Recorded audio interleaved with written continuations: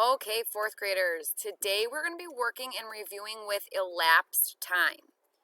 Today on this slide, I'm going to show you what our goal is for this lesson.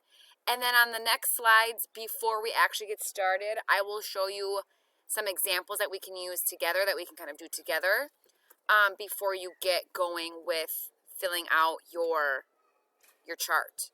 But today's goal is we are going to figure out how much time different children spent at a pool.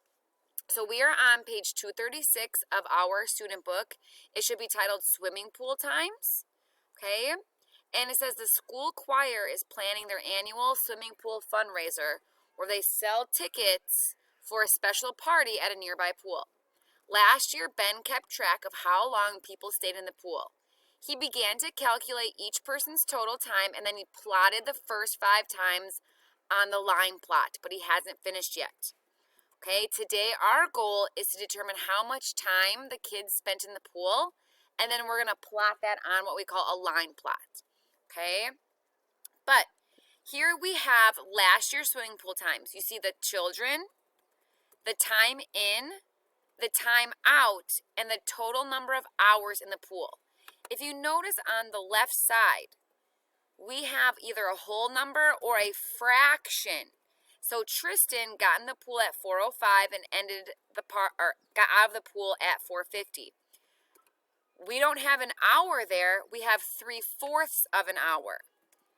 You could, when you work on the right side, you could put that in hours and minutes. But for a challenge, try to put those minutes into a fraction. You're going to see what I mean by that when we do Heather's as an example.